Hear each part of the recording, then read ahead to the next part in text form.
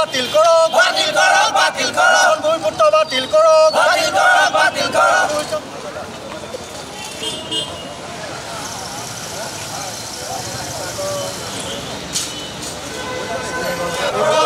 ছাত্ৰ-ছাত্ৰী জলপানী নিয়মীয়া কৰক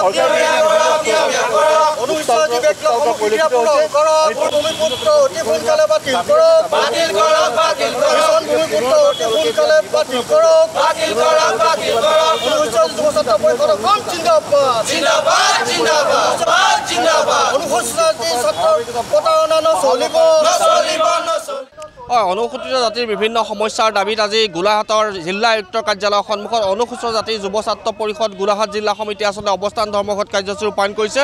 পৰিৱেশটো কামচন জয়ন্ত ফুকনে দেখুৱাব। তেওঁলোকৰ বিভিন্ন দাবী আছে, কাৰণ অনুসূচিত জাতি ছাত্ৰ ছাত্ৰীসকলৰ জলপানীৰ পৰিমাণ 100% বৃদ্ধি কৰি নিয়মীয়াকৈ আদায় দিয়াৰ তেওঁলোকৰ প্ৰথম দাবী।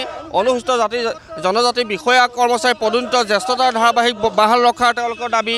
ইতিমধ্যে অনুসূচিত জাতিৰ যি বেকলগ পদ নিযুক্তি প্ৰদান কৰিব লাগে, শীঘ্ৰে নিযুক্তি ব্যৱস্থা কৰিবলৈ তেওঁলোকে দাবী উত্থাপন কৰিছে। বিসংগতিপূৰ্ণ মিছন ভূমিপুত্ৰ আঁচনি শীঘ্ৰে বাতিল কৰিবলৈ আচলতে ইয়াত দাবী উত্থাপন কৰিছে। অনুসূচিত জাতি শীঘ্ৰে স্বায়ত্ত শাসন প্ৰদান কৰিবলৈ তেওঁলোকে দাবী উত্থাপন কৰিছে। পুনৰ তেওঁলোকৰ পৰা জানিবলৈ চেষ্টা কৰিম। যিহেতু আজি বিভিন্ন সমস্যাৰ দাবীত আজি আপোনালোকে জিলা আয়ুক্তৰ কাৰ্যালয়ৰ সন্মুখত এইদৰে ধৰ্মঘট কাৰ্যসূচী ৰূপায়ণ কৰিছে, কি দাবী প্ৰধান?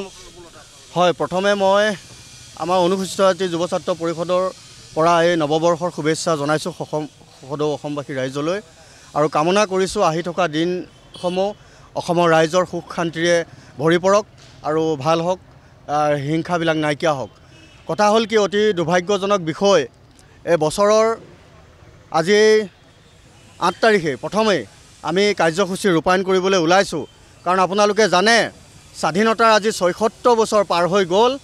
ইমানবোৰ চৰকাৰ আহিলে আজিলৈকে অনুসূচিত জাতিৰ ৰাইজৰ উন্নয়নৰ কাৰণে একো কৰা দেখা নগ'ল।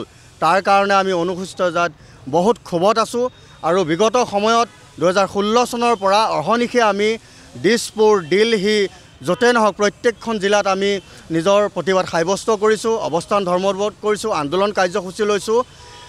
এতিয়ালৈকে অনুসূচিত জাতিৰ কোনো ভিতৰুৱা এলেকাত না ৰাস্তা চৰকাৰখনে ভালকৈ ৰাস্তা এটা নিৰ্মাণ কৰি দিলে, না কোনো এখন গাঁৱৰ ম্যাদী পট্টা কৰি দিলে। এইটো এটা দুখৰ বিষয়। গতিকে অনাগত সময়ত আমি এই বিজেপি চৰকাৰক আমি এই গোলাঘাট জিলাৰ ইয়াৰ পৰাই আমি সকীয়াই দিছোঁ যে লোকসভাৰ নিৰ্বাচনৰ আগে আগে আমাৰ যিখিনি অনুসূচিত জাতিৰ সমস্যা, সকলো সমস্যাখিনি আপোনালোকে সমাধান কৰিব লাগিব।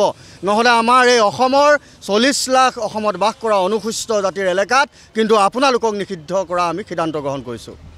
হুংকাৰ প্ৰদান কৰিছে গোলাঘাটৰ পৰা তেওঁলোকে। পুনৰ কৈছোঁ যে আপোনালোকে যিহেতু আজি সাব্যস্ত কৰিছে প্ৰতিবাদ, আগন্তুক লোকসভা নিৰ্বাচনত আপোনালোকৰ পদক্ষেপ কি হ'ব? নাই চাওক, আমি অনুসূচিত যে যুৱ ছাত্ৰ পৰিষদে আজি অসমৰ 33খন জিলাত আজি প্ৰতিবাদী কাৰ্যসূচী কৰা হৈছে অৱস্থান ধৰ্মঘট।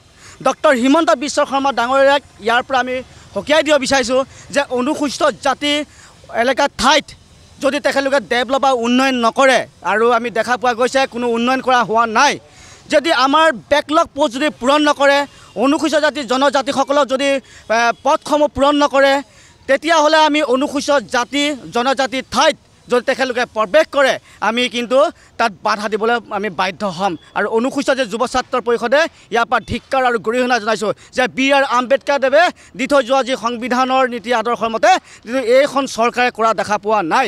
খুব দুৰ্ভাগ্যজনক বিষয়। অনুসূচিত জাতিৰ যি আমাৰ চাৰ্টিফিকেট লৈ অনা অনুসূচিত জাতিৰ ৰাইজে কিন্তু চাকৰি কৰি থকা দেখা পোৱা গৈছে।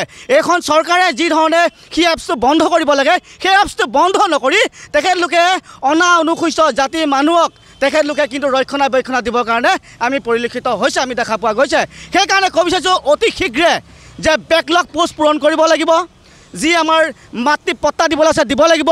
আৰু এটা খুব দুখ লগাৰ বিষয়, গোলাঘাট জিলা একদম দাঁতি কাষৰীয়াতে যে আমাৰ ধনশিৰি নদীত যি আমাৰ মাটি জাগ হৈছে, তাত আমাৰ ধনশিৰিৰ কাষতে যি শালমত বসবাস কৰি থকা আমাৰ অনুসূচিত জাতি কৈৱৰ্ত সম্প্ৰদায়ৰ মানুহ, বিভিন্ন জনগোষ্ঠীৰ মানুহ তাত বসবাস কৰি আছে।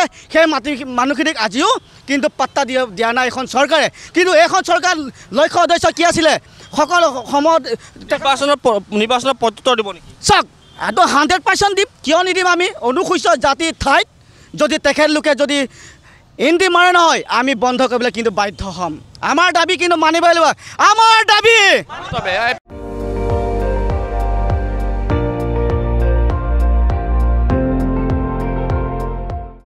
আপুনি চাই আছে ND24 সৰ্বশ্ৰেষ্ঠ নহয় সৰ্বোত্তমৰ দৌৰ